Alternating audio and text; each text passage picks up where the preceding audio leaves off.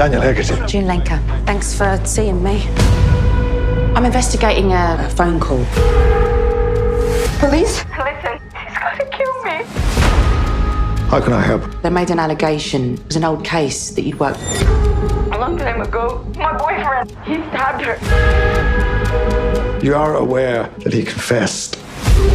What if he's innocent? That case was investigated fairly. What is he hiding? Let it go. Dan is one of the good ones. There are things that nobody teaches you. Sometimes you have to go the extra mile. There's no shame in that. We got our man. No, you got a confession. We need to cover our backs. She's got it in for us. I think he wants to fight. I can do that. That's the game. Collateral damage. Do you know the difference between order and chaos? Are you going to stop me?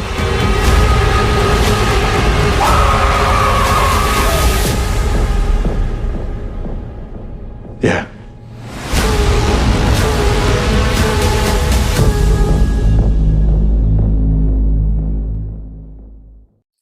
Hello. Hi. Hi, guys. How are you today? Hello. How are you doing? Good, thank you. To begin with, the criminal record has such an incredible theme. But it's very dark. Can you tell us how you come into that every day and how you can separate that, especially when some of the themes are so reflective in today's environment? Well, that's our job. To do that. You know, Trying to pay us to do the dark stuff, although we're quite funny in real life. We like each other. We laugh a lot. No, I think that we began from the perspective of being able to help develop the characters from the very beginning. So we had a real sense of them before we walked into the dark space. But of course, to the characters you're playing, the space is not dark. It's dark to you when you watch it. And of course, they know they're dealing with darkness, but that's the job of the people that go into the police. They know they're going to see the worst of everything, and it becomes normalized in some ways, which is perhaps why it begins to rupture people who've done it for a very long time. But I think we had a shared sense of responsibility that these were important themes, and so they had to be taken seriously. So it was, it was a hard-working, formal set. Yeah, it's very important for Kush and I as well, because we know each other. We go back for a long time. That we had to maintain a kind of distance because, it wasn't a place. We had to be responsible. So we had to make sure that these two characters, we couldn't let the audience know that we knew each other.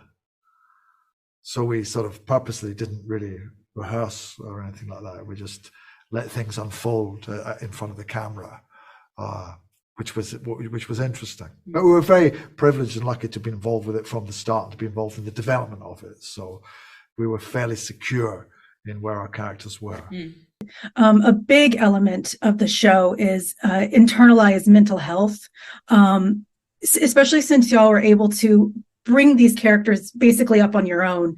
Why were those elements so important to y'all on both sides of the spectrum? Because that's what, if you're lucky enough to do what we do, to be actors, to be in a creative, responsible industry, you get to say to people, you're not alone. That's what you do. There's a moment in every production where a character or a scene or a line says to somebody, you're not alone. And I think these characters are in highly pressurized jobs. My character, for all of his darkness, is a human being who's been put in a very difficult position. And I'm trying not to give anything away, but there are struggles. Yeah. And I think it's just good to share those struggles. And I think to some extent, with the world that we live in today, the time for heroes is kind of past. Like, sure, we have superheroes, we have, people who live in fantasy worlds, but the fact of the matter is the world our children grow up in, people are not polished. People are not perfect. There aren't goodies and baddies. There are complex human beings, and normal complex human beings do these highly pressured jobs.